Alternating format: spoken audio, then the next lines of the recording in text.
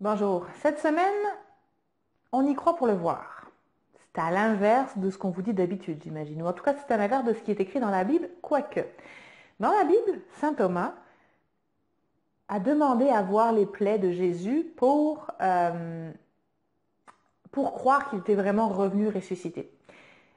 Je vous parle de la Bible, non pas pour vous emmener dans du religionalisme, c'est pas facile à dire ça, c'est juste que la Bible est pour moi, comme le Coran et comme beaucoup de textes, des textes de sagesse, ok, qui ont été traduits puis utilisés par l'homme pas forcément de la bonne façon, mais quand on se tient au texte, on se rend compte qu'il y a beaucoup de messages intéressants et importants qui sont dits. Donc saint Thomas a eu besoin de voir les plaies de Jésus pour croire qu'il était vivant. Et Jésus ou Dieu de dire, bénis soient ceux qui ont cru avant de voir. Et c'est exactement ça. C'est comme la prière. La prière, c'est croire que ce que l'on demande, ce que l'on veut est déjà présent. La prière, ce n'est pas demander à l'autre ou à l'univers ou à je ne sais qui de nous donner ce qu'on cherche. La prière, c'est de savoir, de ressentir, de comprendre que ce que l'on veut vraiment est déjà présent dans notre vie et qu'on remercie pour l'avoir déjà maintenant. Ça vient se corréler avec la physique quantique. La physique quantique nous dit que toutes les situations, tout est présent autour de nous. À partir du moment où on fait un choix, un pas, on prend une décision, on élimine toutes les autres possibilités.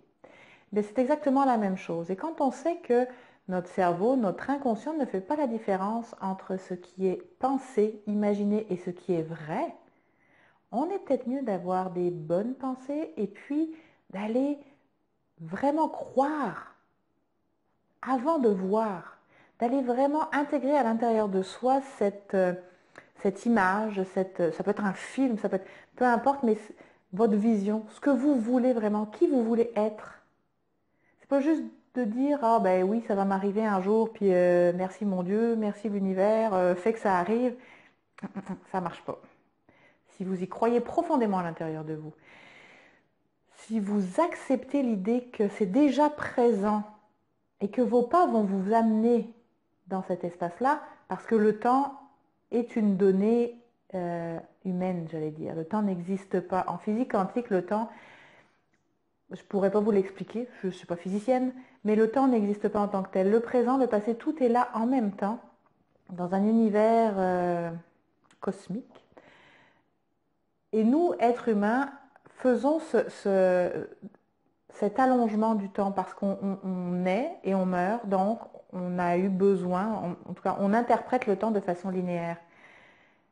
En physique quantique, la physique quantique explique que le temps n'est pas du tout linéaire et que chaque situation, il y a des centaines de Sandrine, il y a des centaines de vous dans ce monde-ci, dans d'autres mondes, dans ce pays-ci, dans un autre pays. Et chacun va avoir fait un choix différent. À partir du moment où vous faites un choix, vous éliminez toutes les autres possibilités.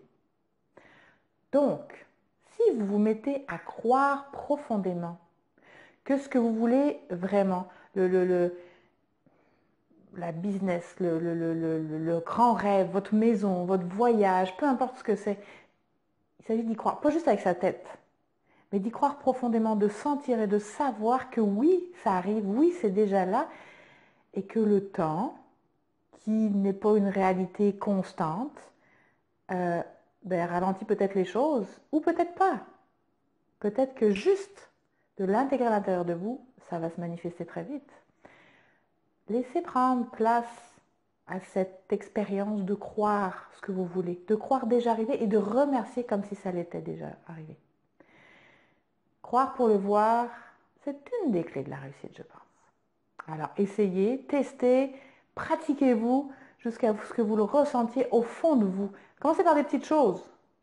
Je ne sais pas, moi, carré de chocolat, un bonbon, un sourire de votre fils, des fleurs, peu importe, un souper. Vous rêvez d'un souper avec un beau jeune homme ou une belle jeune fille. Si vous commencez par exemple, alors, croyez-y pour vrai par exemple, parce que si vous commencez à dire, bah là j'aimerais bien qu'il m'invite parce que ce serait le fun, puis j'aimerais ça, parce que puis comment je m'habillerais. Non, non, non.